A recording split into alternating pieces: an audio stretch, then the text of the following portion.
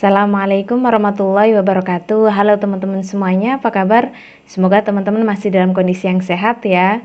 Kita ketemu lagi di video penjelasan materi untuk mata kuliah Matematika Ekonomi.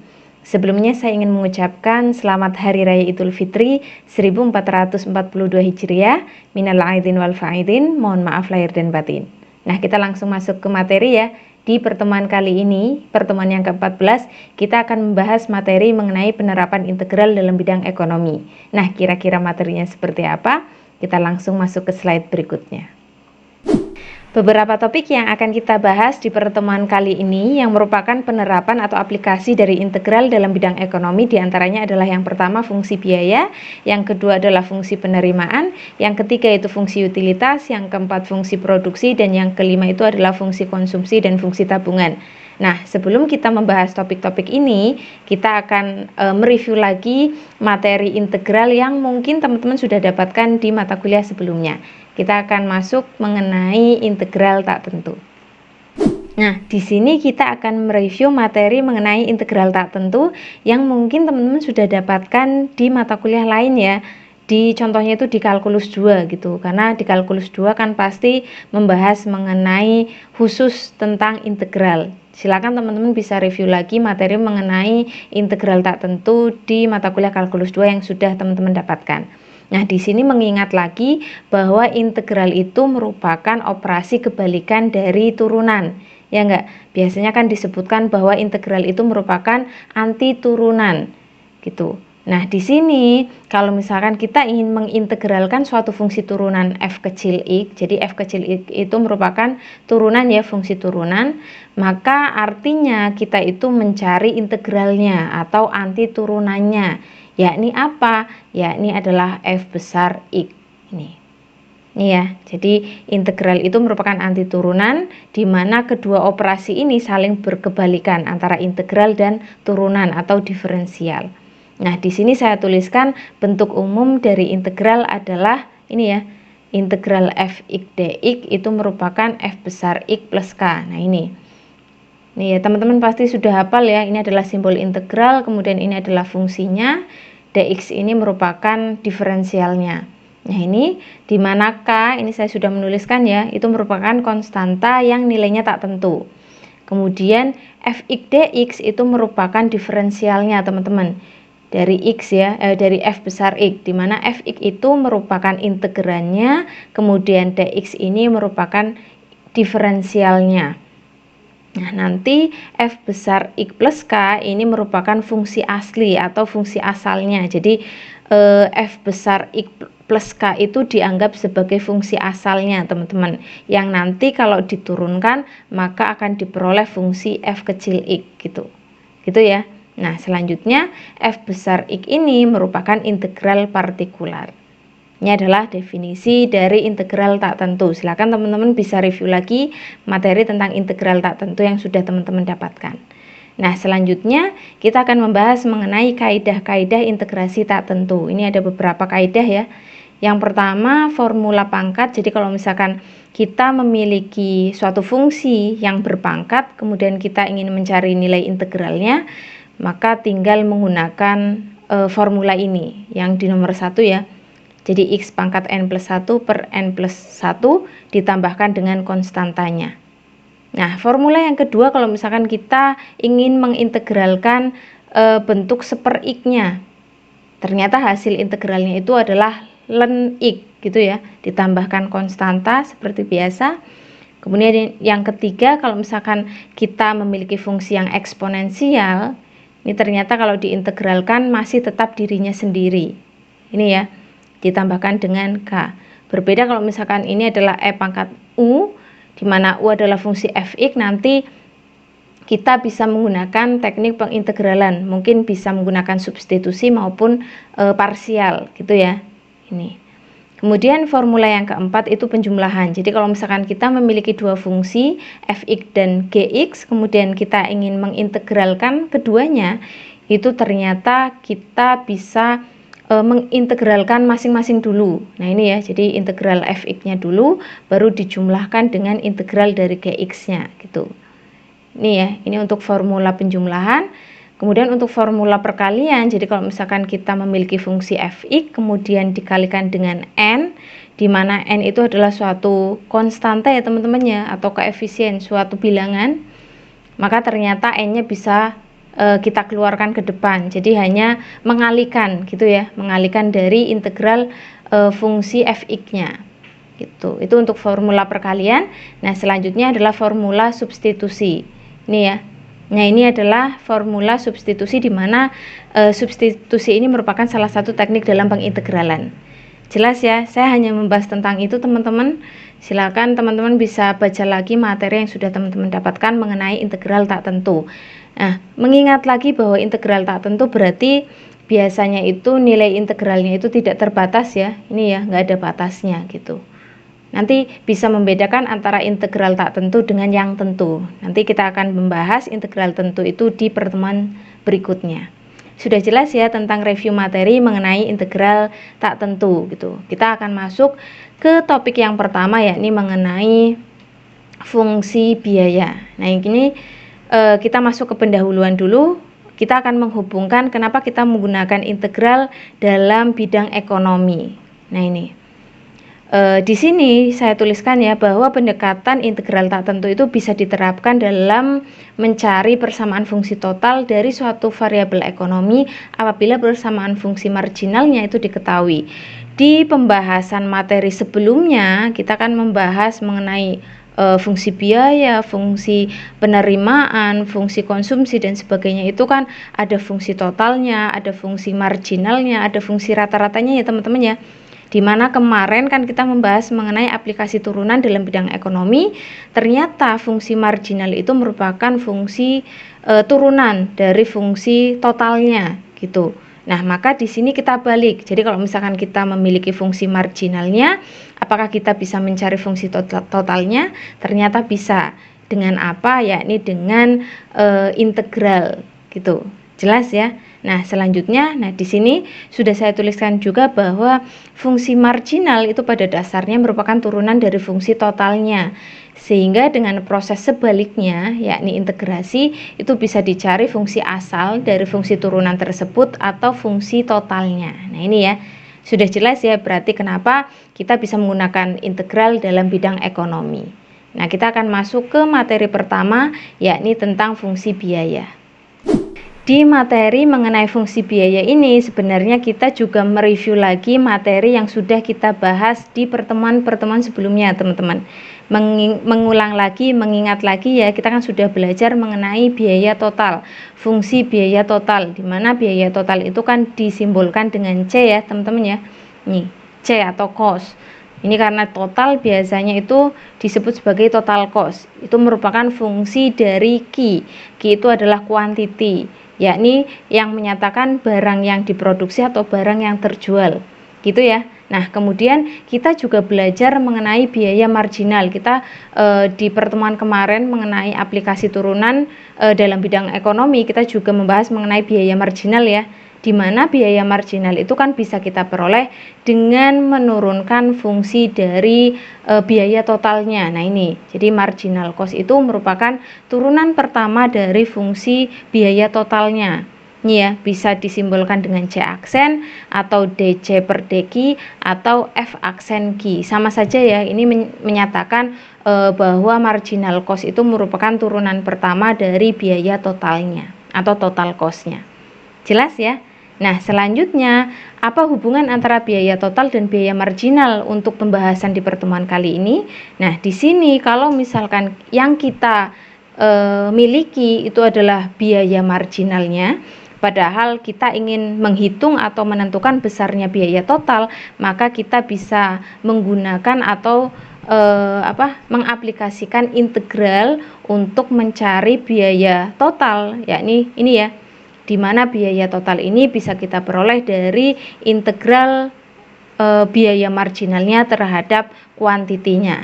Nah, ini ya, jelas ya teman-teman ya. Jadi di sini kalau kasusnya adalah kalau yang kita miliki adalah biaya marginal, sedangkan yang kita inginkan kita menghitung biaya totalnya, maka kita bisa menggunakan konsep integral untuk mencari biaya total dengan mengintegralkan marginal cost-nya. Jelas ya? Sudah jelas, gampang sekali. Nah, kalau sudah jelas kita masuk ke contoh yang pertama. Di contoh yang pertama ini diketahui biaya marginalnya atau marginal cost-nya itu berupa persamaan kuadrat, yakni 3Q kuadrat min 6Q plus 4. Nah, yang ditanyakan adalah biaya total dan biaya rata-ratanya. Nah, ini kita langsung ke penyelesaiannya. Ya, kita kan sudah memiliki marginal cost-nya seperti ini. Maka sesuai dengan persamaan 1 yang sudah kita bahas tadi, bahwa untuk mencari total cost-nya atau biaya totalnya itu kita mengintegralkan fungsi dari marginal cost-nya. Nah, ini ya. Ini gampang sekali karena dia itu masih persamaan kuadrat. Kalau diintegralkan tinggal diintegralkan langsung ya teman-teman ya. Jadi 3Q kuadrat min 6Q plus 4 kalau kita kuadratkan kita dapatkan hasilnya Q pangkat 3 min 3Q kuadrat plus 4Q plus K. Jangan lupa ada K sebagai konstantanya. Nah, ini kita sudah dapatkan persamaan dari total cost-nya. Nah, selanjutnya kita ingin mencari biaya rata-ratanya atau average cost-nya. Ini ya, average cost itu kan bisa diperoleh dari membagi total cost dengan kuantitinya atau barang yang dihasilkan atau barang yang terjual. Nah, ini karena kita sudah dapatkan total cost-nya, fungsi total cost-nya, ini ya, yang sudah kita hitung tadi, Q pangkat 3 min 3Q kuadrat plus 4Q plus K, tinggal dibagi Q, ternyata average cost-nya atau biaya rata-ratanya itu persamaannya adalah ini. Q kuadrat min 3Q plus 4 plus K per Q. Nah, ini ya. Nah, di sini ada catatan teman-teman. Di mana untuk topik mengenai fungsi biaya konstanta K itu tak lain adalah biaya tetapnya, teman-teman. Nah, ini perlu digarisbawahi ya. Jadi dalam fungsi biaya itu nilai integral untuk fungsi biaya totalnya itu menyatakan biaya tetapnya, teman-teman. Jadi kalaupun tidak dilakukan produksi atau penjualan pasti ada tetap biaya tetapnya ya. Nah, itu. Dimana kalau misalkan di sini jika diketahui biaya tetapnya 4, maka persamaan dari biaya totalnya atau total cost-nya dengan average cost atau biaya rata-ratanya bisa teman-teman lihat di sini. Jadi tinggal mengganti konstanta K dengan 4 di sini. Gitu. Jelas ya. Jadi sebagai catatan untuk fungsi biaya itu K-nya, konstantanya itu merupakan biaya tetap gitu. Jelas ya? Nah, kalau sudah jelas, kita masuk ke topik yang kedua, yakni mengenai fungsi penerimaan. Sama halnya seperti di fungsi biaya tadi, kita juga sudah mempelajari sebenarnya kayak penerimaan total ini ya dengan ini berarti penerimaan marginal ya. Ini ya, penerimaan marginal. Nah, di mana penerimaan total ini ya, revenue ini R simbolnya itu merupakan fungsi dari Q, masih sama dengan biaya, fungsi biaya total. Kemudian marginal revenue atau biaya penerimaan marginalnya itu merupakan turunan pertama dari fungsi penerimaan totalnya. Ini ya, sama seperti fungsi biaya yang tadi. Nah, maka kalau kita pertama itu memiliki penerimaan marginal, sedangkan yang kita hitung, yang kita inginkan nilainya itu adalah penerimaan total, maka penerimaan total atau R itu bisa kita dapatkan dengan mengintegralkan marginal revenue-nya. Ini ya. Nah, ini. Konsepnya masih sama dengan fungsi biaya tadi. Jadi gampang ya. Nah, ini. Jelas ya? Jelas? Kalau sudah jelas kita coba membahas contoh yang kedua. Ini sudah langsung ada penyelesaiannya ya karena gampang sekali. Nah, di contoh yang kedua ini kita memiliki penerimaan marginalnya itu persamanya adalah 16 min 4Q. Nah, yang ditanyakan adalah penerimaan total dan penerimaan rata-ratanya. Nah, kita langsung menghitung penerimaan totalnya dengan mengintegralkan marginal revenue-nya ya, atau penerimaan marginalnya, teman-teman. Gampang ya, jadi integral dari 16 min 4Q berarti 16Q dikurangi 2Q kuadrat. Ini hasil dari integralnya. Ini adalah persamaan dari penerimaan totalnya. Kemudian kita ingin mendapatkan penerimaan rata-ratanya, berarti tinggal kita bagi penerimaan totalnya dengan Q atau barang yang dijual gitu. Ini ya, jadi average revenue-nya ternyata kita membagi total revenue-nya dibagi dengan Q-nya. Nah, kita dapatkan persamaannya adalah 16 min 2Q. Nah, teman-teman bisa perhatikan di persamaan penerimaan total yang kita dapatkan dengan mengintegralkan marginal revenue-nya atau penerimaan marginal, kita tidak menambahkan K-nya atau konstantanya. Tuh. Nih ya, kenapa nggak ditambahkan? Berbeda ya, berbeda dengan fungsi biaya tadi. Kalau fungsi biaya tadi untuk biaya total ketika kita mengintegralkan total marginalnya atau biaya marginalnya, ternyata K-nya itu ada kalau yang fungsi biaya ini teman-teman. Nih ya. Tapi kalau di fungsi penerimaan kita tidak menambahkan K-nya. Kenapa? Karena dalam persamaan penerimaan total K-nya itu nilainya pasti 0, teman-teman. Gitu. Kenapa? Karena penerimaan itu tidak akan ada jika tidak ada barang yang dihasilkan atau yang terjual. Jadi tidak mungkin ada pemasukan kalau tidak ada barang yang terjual, teman-teman. Jelas ya? Jadi dalam fungsi penerimaan hasil integrasi atau hasil integral dari penerimaan marginal untuk mencari penerimaan total itu nilai K-nya itu sama dengan 0, teman-teman. Makanya nggak dikasih K di persamaan baik itu fungsi penerimaan total maupun fungsi dari penerimaan rata-ratanya. Jelas ya mengenai fungsi penerimaan? Nah, kalau sudah jelas, kita masuk ke topik yang ketiga, yakni mengenai fungsi utilitas. Nah, di sini pun masih sama konsepnya, teman-teman. Ingat, kalau U itu kan berarti utilitas, utility. Ini juga masih sama fungsi terhadap Q ya, fungsi dari Q. Kemudian ini marginal utility-nya atau utilitas marginalnya itu merupakan turunan pertama dari fungsi utilitas total ya. Ini definisinya masih sama ya, turunan pertama dari utilitas totalnya.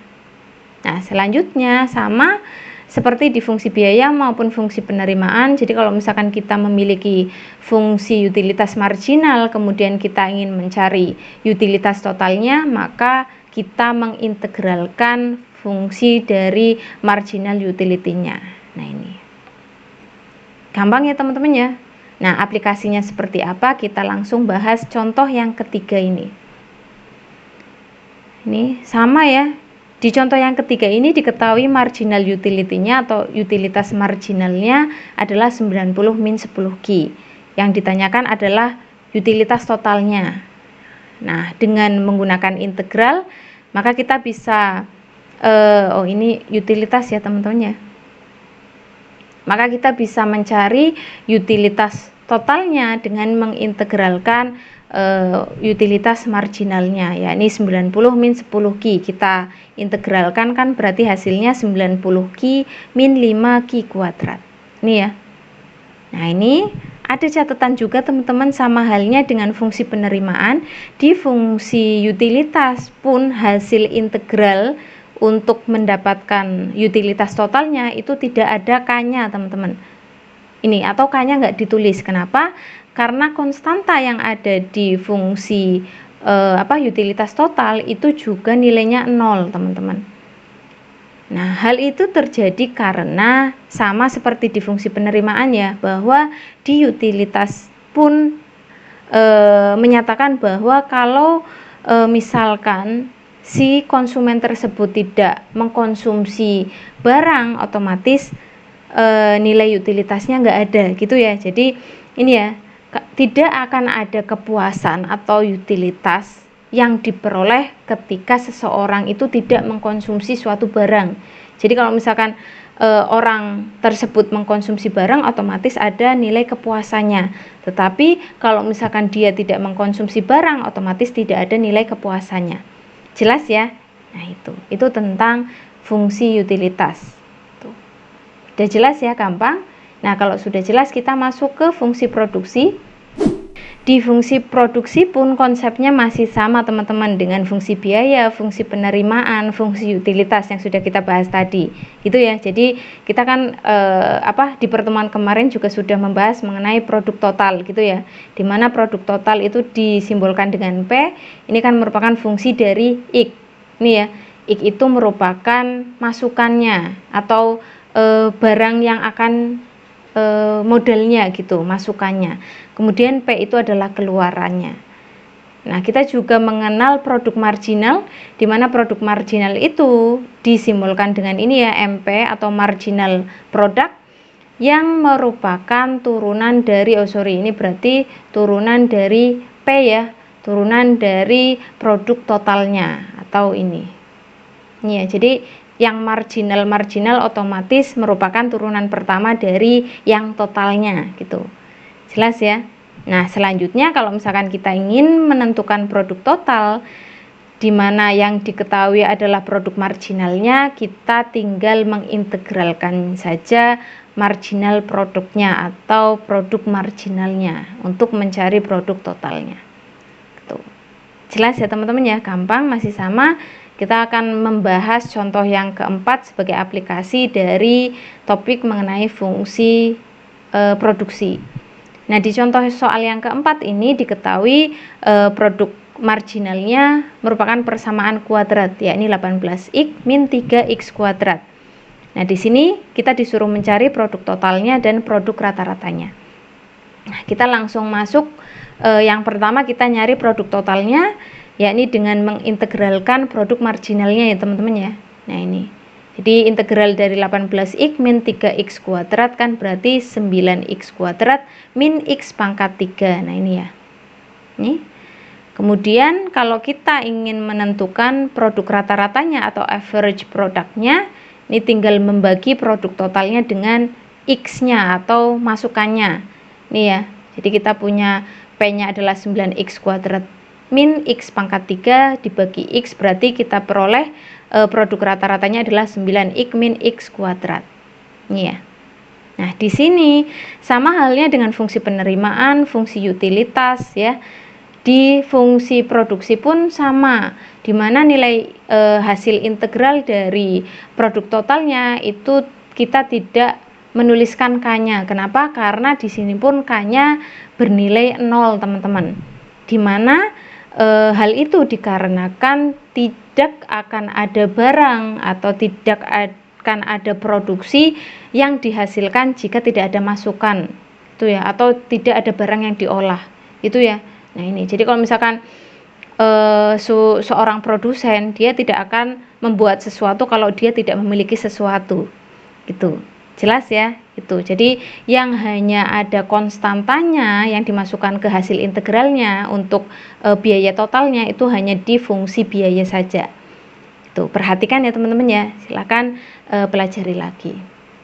Nah, kalau sudah jelas, kita masuk ke topik yang terakhir di pertemuan kali ini, yakni tentang fungsi konsumsi dan fungsi tabungan. Kita juga sudah membahas materi ini ya teman-teman ya di pertemuan sebelumnya, di mana ini saya akan mereview lagi materi ini dalam ekonomi makro. Konsumsi C ya, konsumsi itu adalah C simbolnya, kemudian tabungan adalah S, saving, dinyatakan fungsional terhadap pendapatan nasional yakni Y, di mana C itu adalah fungsi dari pendapatan ya teman-teman ya, yakni bisa dituliskan A plus BY. Nah, nanti kita bisa menghitung marginal propensity to consume-nya. Kita juga sudah membahas ini ya teman-teman ya. Kalau lupa silakan teman-teman bisa lihat materi sebelumnya. Itu merupakan turunan pertama dari fungsi konsumsinya teman-teman. Nah, ini ya. Ya, ini kalau kita punya persamaan ini diturunkan terhadap Y, otomatis kan hasilnya adalah B itu sendiri. Gitu ya. Nah, selanjutnya karena mengingat lagi bahwa pendapatan nasional itu merupakan penjumlahan dari fungsi atau biaya konsumsi ditambahkan dengan tabungannya, maka nah ini savingnya itu merupakan fungsi G ya. Jadi biar membedakan antara fungsi konsumsi yakni FY, kalau fungsi saving atau tabungan itu kita tuliskan GY. Itu bisa kita peroleh atau kita tuliskan min A plus 1 min B kali Y. Ini merupakan fungsi dari tabungan yang mengacu ini teman-teman. Ini ya.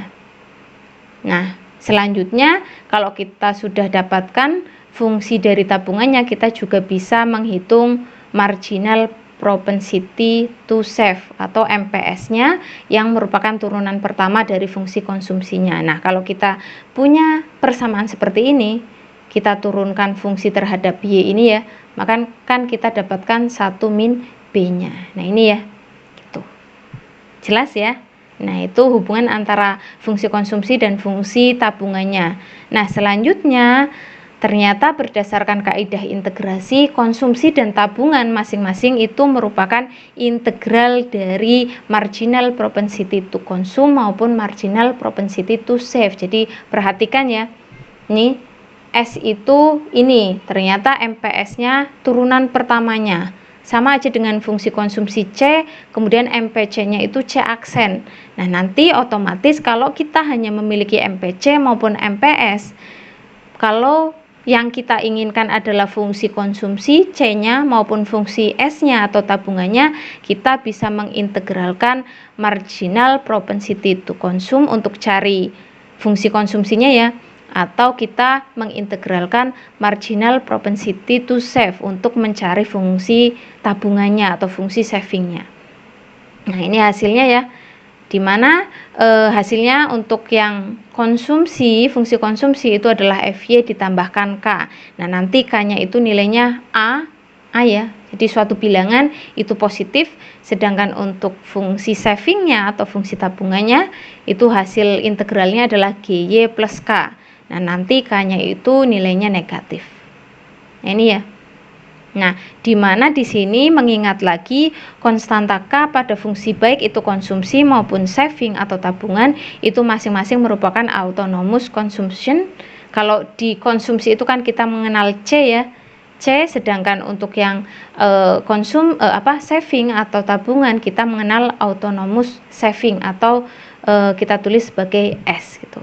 Review lagi materi yang sudah teman-teman dapatkan di pertemuan sebelumnya, silakan ya. Nah, untuk lebih jelasnya kita masuk ke contoh yang kelima di sini. Di contoh yang kelima ini kita disuruh mencari fungsi konsumsi dan fungsi tabungan di suatu negara ketika diketahui autonomous consumption-nya itu 30 miliar, teman-teman, atau C-nya itu 30 miliar. Iya. Nih. Dan marginal propensity to consume-nya itu 0,8. Ya. Nah, teman-teman perhatikan autonomous consumption atau C-nya itu bisa kita samakan dengan nilai konstanta yang ada di fungsi konsumsi nanti. Nah, kita coba cari fungsi konsumsi dulu dengan fungsi saving. Jadi kita cari fungsi konsumsi dulu ya, dengan mengintegralkan MPC. Ini MPC-nya ya teman-teman ya. Ini nilainya 0,8, kita integralkan MPC-nya, berarti kan integral dari 0,8 DY. Berarti fungsi konsumsinya adalah 0,8 Y. Nah, di sini ditambahkan K, ini ya. Nah, K di sini itu merupakan autonomous consumption-nya atau C-nya di sini. Ini ya, atau A-nya. Ini ya, jadi jangan bingung ya. Ini. Jadi 0,8 Y plus 30 miliar jadinya.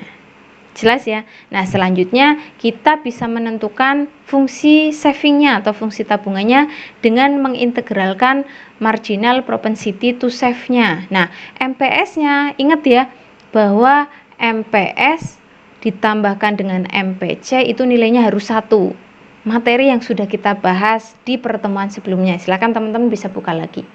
Ini bisa saya tuliskan 1 dikurangi 0,8 ya. Jadi 0,2 Y ditambahkan dengan K-nya. Di sini ingat ya, kalau K-nya itu nilainya adalah negatif. Ini saya salah tulis ya. Ini negatif.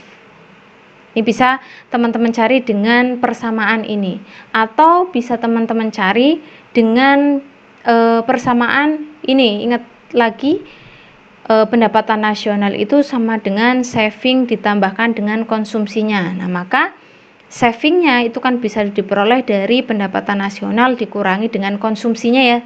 Nah, ini Y dikurangi C, Y-nya tetap, konsumsinya kan persamanya adalah 0,8 Y dikurangi 30 miliar.